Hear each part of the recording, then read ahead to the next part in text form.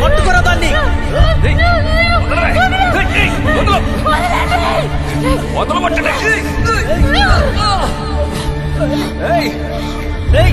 పట్టుకోరా. నేరస్తుల్ని నిర్దోషణ చేయడం కోసం నాటు తుపాకీతో మా అమ్మ కాల్చి చంపిందన్నారు పోలీసులు. నిజానికి ఆ తుపాకీ వరదరాజు కొడుకు దగ్గరుంది.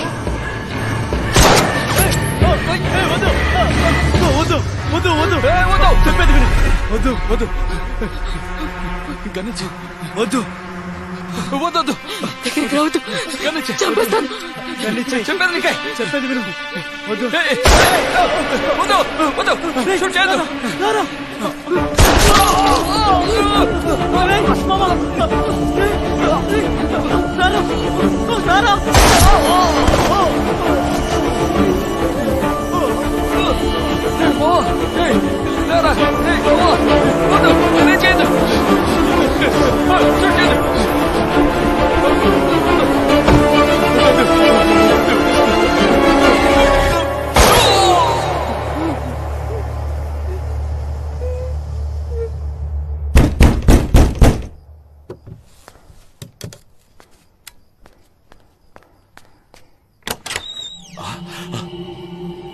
జ్యోతి, నిన్నెక్కడని వెతకాలమ్మా?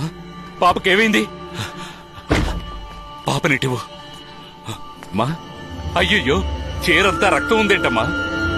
అయ్యో, ఏంటమ్మా ఇది? పాప ఒంటి మీద కూడా రక్తం ఉంది. ఏమైందమ్మా?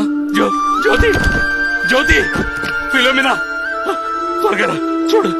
గత కొద్ది రోజులుగా పిల్లల కిడ్నాప్ కేసులో కొత్త మలుపుగా వీడియోలో కనిపించిన సైకో నేరస్తురాలి ఊటీలో కంటిన్యూస్ గా పిల్లల కిడ్నాప్ అవడానికి కారకురాలు ఈమెనని పోలీసు వారు అనుమానిస్తున్నారు. బాబా, నీకేం కాదు, అమ్మను ఉన్నాడు కదా.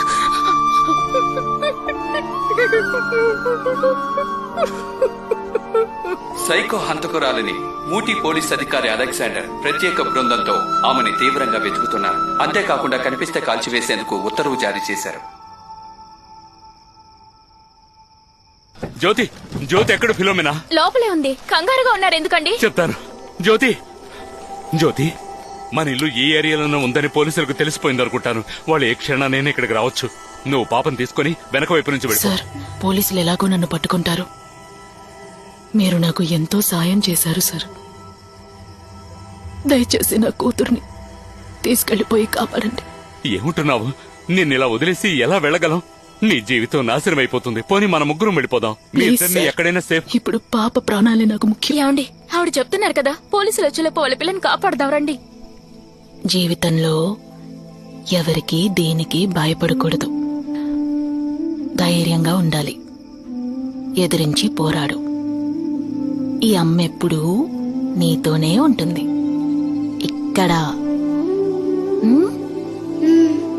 నా బంగారం కదా.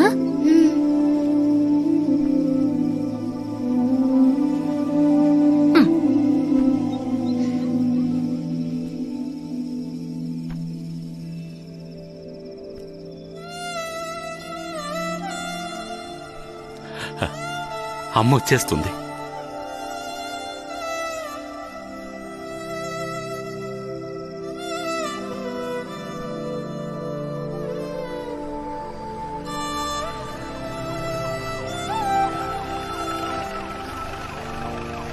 నన్ను కాపాడడం కోసం మా అమ్మ తనంతట తనే పోలీసుల దగ్గర సరెండర్ అయింది.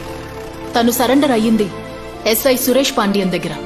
ఆయన మా అమ్మని కోర్టులో హాజరు చేయడానికి తీసుకెళ్తున్నప్పుడు దారి మధ్యలో తనని వరదరాజు దగ్గరికి తీసుకురమ్మని చెప్పిన వారే ఇన్స్పెక్టర్ అలెగ్జాండర్.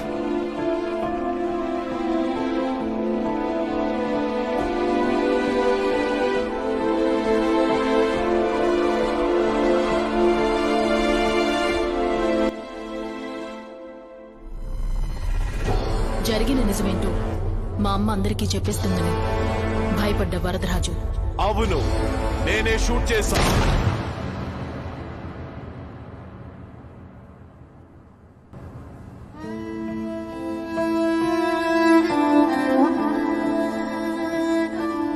ఇన్ని సంవత్సరాలుగా ఈ తరుణం కోసమే నేను పోరాడాను.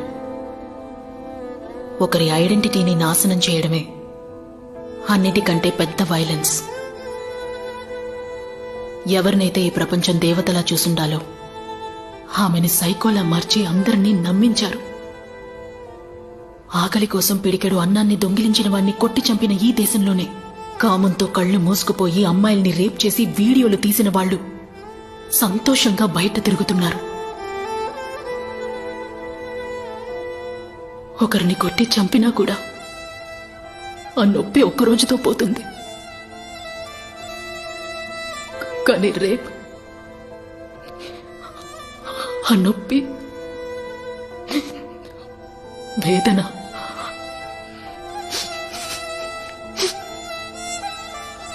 అది కూడా ఆ వయసులో ఎవరికి రాకూడదు, యువర్ ఆనర్.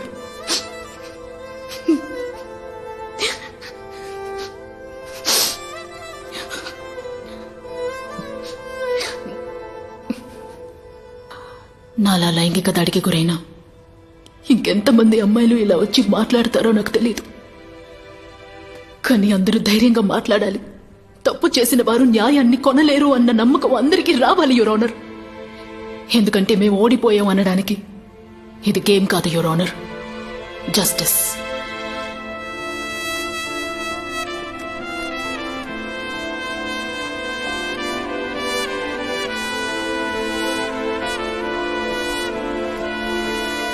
రాజరత్నం సార్, మీరేమన్నా చెప్పదలుచుకున్నారా? చెప్పడానికి ఏమీ లేదు. అడగడానికి ఒకటే ఒకటి ఉంది. వెన్నెల జ్యోతి కూతురు కానే కాదు.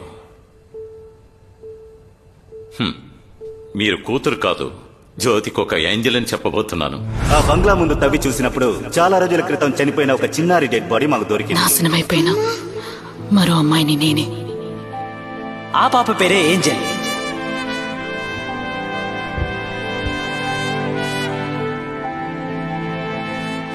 ఈ కేసులో జ్యోతిని కాల్చి చంపి తన కొడుకులు చేసిన నేరం దాచినందుకు ఇంకా వరదరాజు చేసిన అన్ని నేరాలు నిజం అని నిరూపణ అయ్యాయి. అది మాత్రమే కాకుండా అతనికి తోడుగా ఉన్న పోలీస్ అధికారి అలెగ్జాండర్, అతని టీం అన్ని విషయాల్లోనూ వరదరాజుకు సహాయపడ్డారు. మొదటి ముద్దాయి అయిన వరదరాజుకి 2 యావజ్జీవ శిక్షలు, సహకరించిన అలెగ్జాండర్ అతని టీంకి 10 సంవత్సరముల జైలు శిక్ష విధిస్తూ ఈ న్యాయస్థానం తీర్పునిచ్చింది.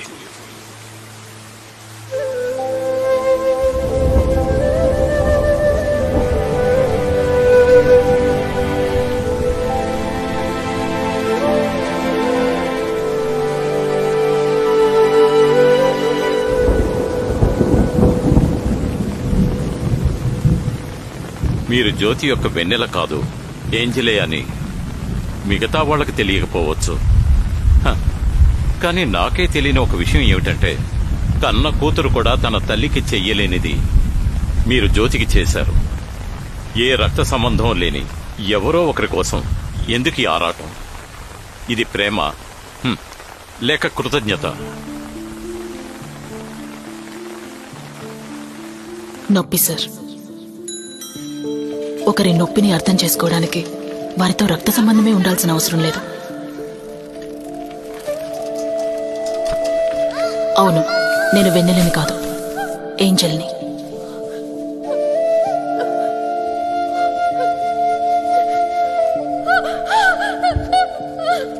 నన్ను కాపాడడానికి ఎవరైనా రారా అని అనుకున్నప్పుడు జ్యోతొచ్చింది.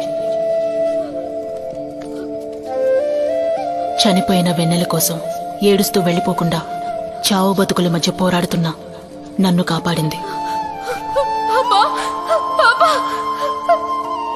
పాపా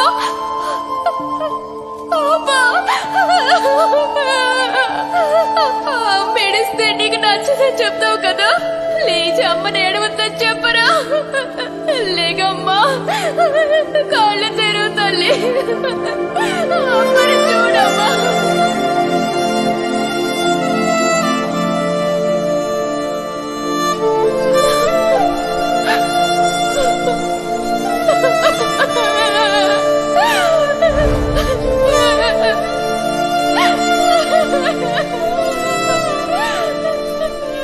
ఆవిడ బాధ, త్యాగం అన్నిటినీ అర్థం చేసుకోవడం వల్లే జ్యోతి కూతురు వెన్నెలలా ఇప్పుడు బతుకుతున్నాను.